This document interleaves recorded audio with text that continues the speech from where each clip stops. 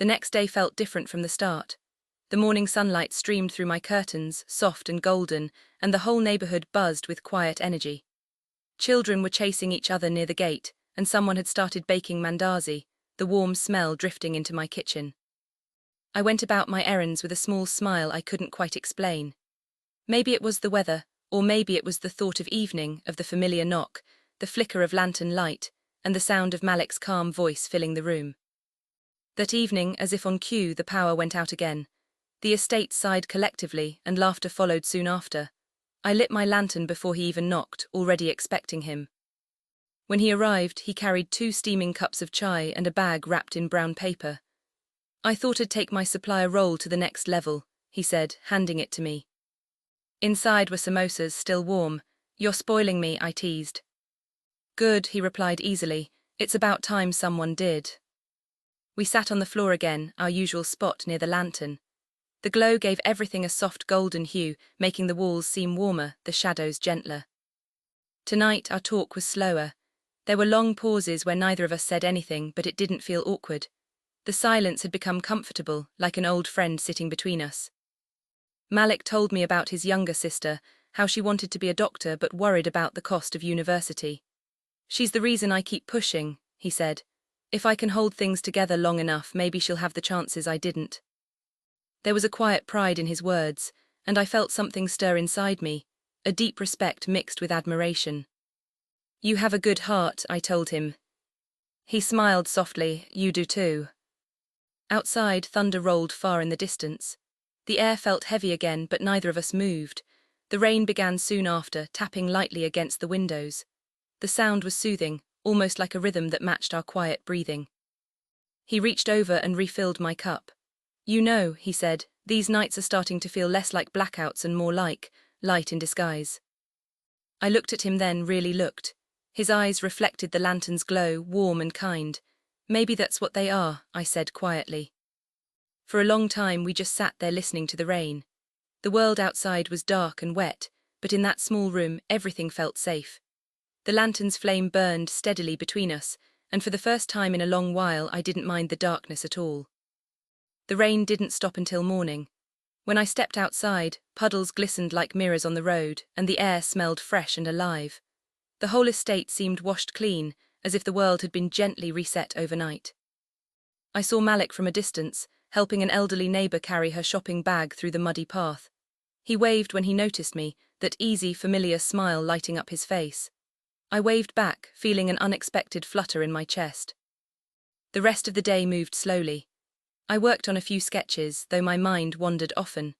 My thoughts kept circling back to the soft rain, the sound of his laughter, and the quiet warmth that had filled my little room the night before. By evening the power was still out. I wasn't even surprised anymore. I lit my lantern and tidied the space as though expecting company, which, in truth, I was. Malik came later than usual. His shirt was slightly damp, and his hair was still wet from the drizzle. "Sorry I'm late," he said, setting down a bundle wrapped in newspaper. "I was fixing my neighbor's leaking roof. She's been alone since her son moved to Mombasa." I shook my head, smiling. "You're everyone's hero around here."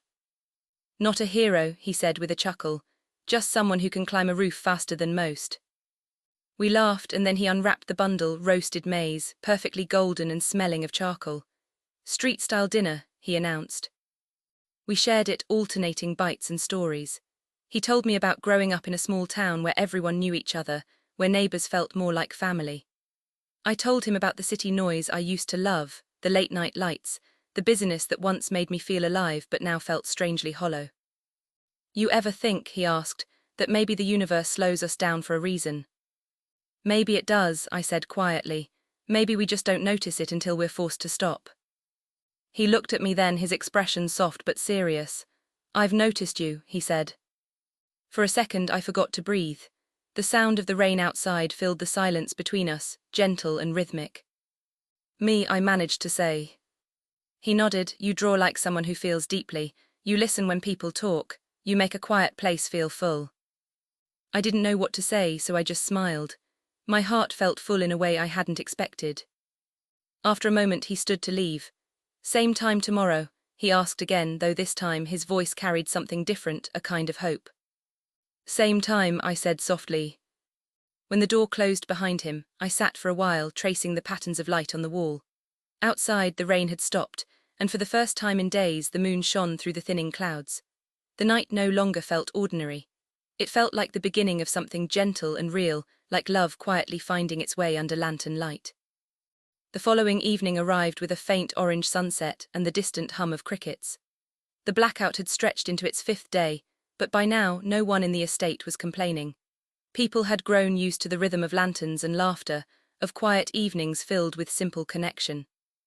I set out 2 mugs before Malik even knocked. He arrived carrying a thermos and that same easy grin that always seemed to soften the air around him. "Backup supply," he said, holding it up, "in case the tea runs out." We sat down, our familiar spot near the window, the lantern between us, but something about the evening felt different.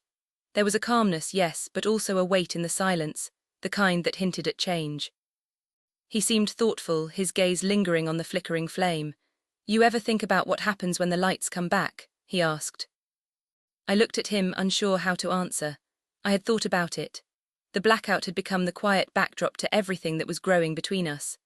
I wasn't sure what would happen when normal life returned, when routines and noise filled the spaces where silence had let us talk. "I suppose things go back to how they were," I said softly. "Maybe," he murmured, "but I don't want them to." The words hung in the air, simple and honest. My heart tightened a little. I wanted to say something, but all I managed was a small, uncertain smile.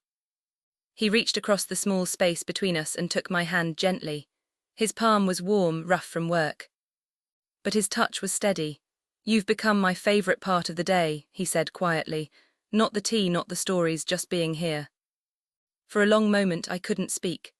The lantern light danced across his face, softening every line, and I realized that somewhere in these evenings, he had quietly become a part of my world too.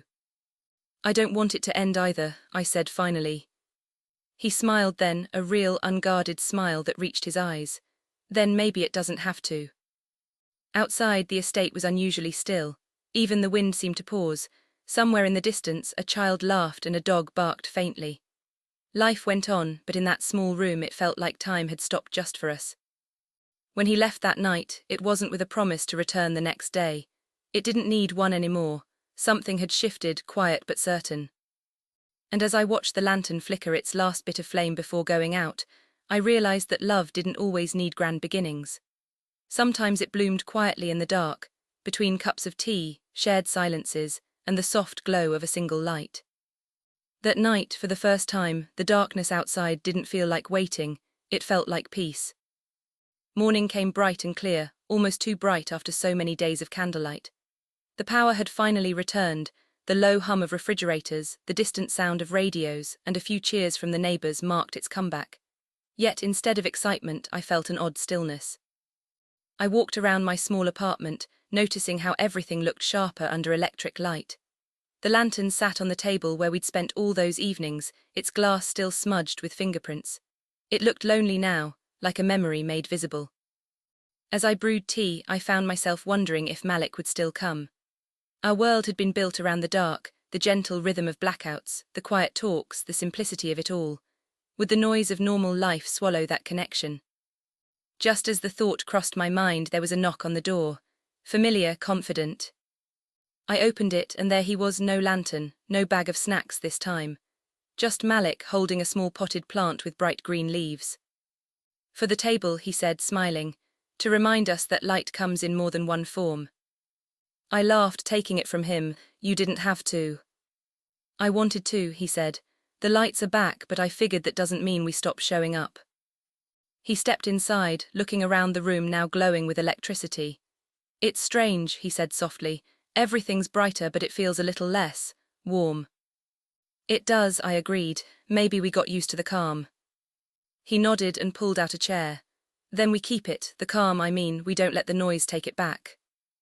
We shared tea in the new brightness, laughing about the chaos outside, the sudden blare of radios, the rush of neighbors charging their phones.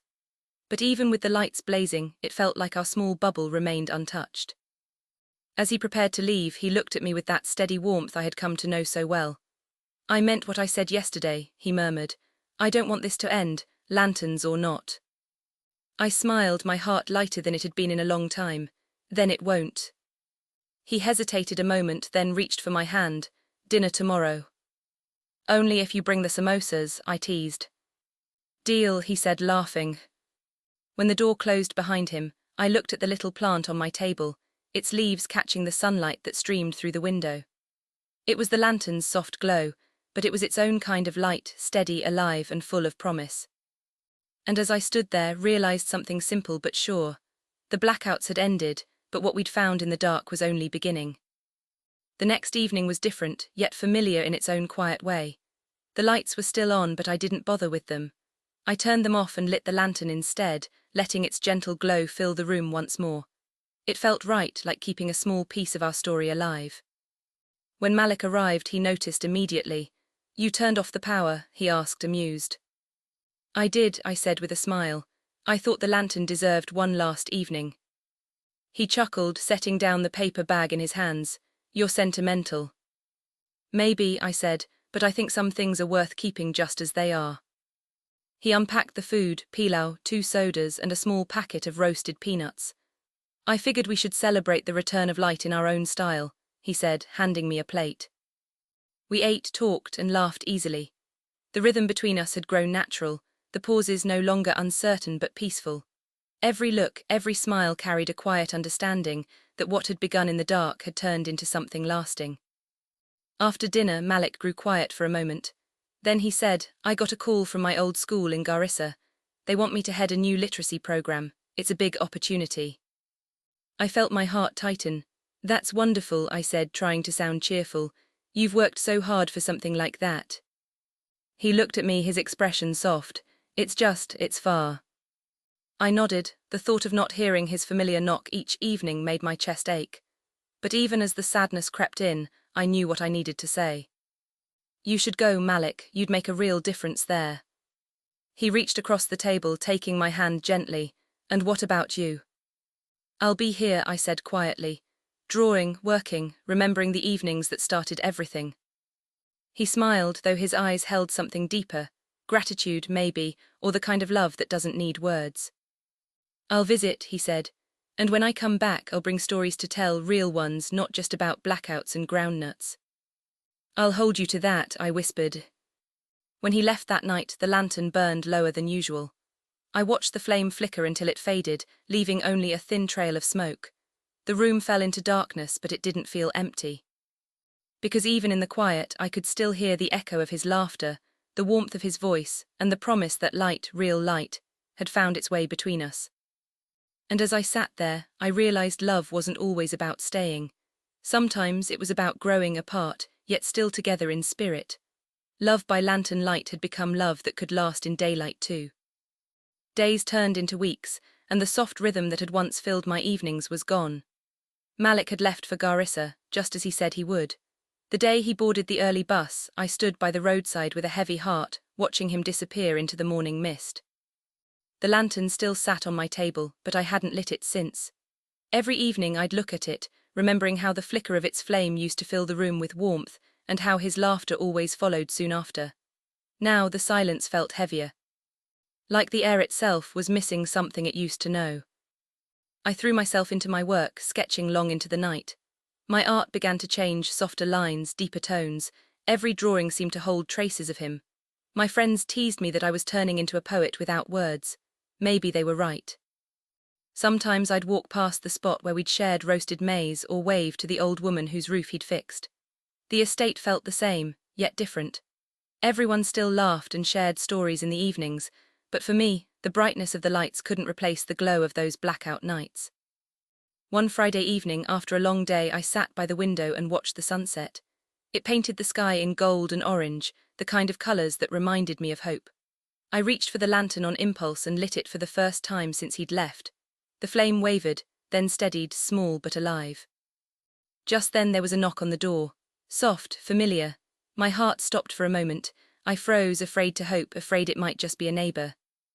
When I opened the door, he was standing there, Malik, dusty from travel, holding the same kind of paper bag he always brought. He looked tired, but his eyes were warm and bright. Malik, I breathed, not trusting what I saw. He smiled, that same calm, steady smile I'd missed so much. You left the door unlocked, he said lightly. I took that as a sign. I didn't even try to hide the tears that filled my eyes. You came back. I finished the first phase of the program, he said, stepping closer. But honestly, I came back because I missed the light here, the kind that doesn't need electricity. I laughed, my voice breaking. You and your poetic lines. He reached into the paper bag and pulled out something wrapped in cloth, a small lantern, newly polished with a brighter glass cover. I brought this, he said, for all the evenings we still have left. For a moment neither of us spoke. The quiet between us felt like home again, then I took his hand and led him inside. That night 2 lanterns glowed side by side, the old and the new, their flames swaying gently in the still air.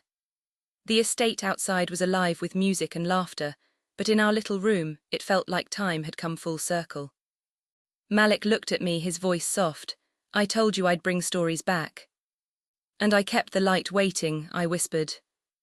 The lanterns burned late into the night, their glow spilling across our smiles, reminding us, and maybe everyone watching our story unfold, that some loves are quiet, patient, and always find their way home.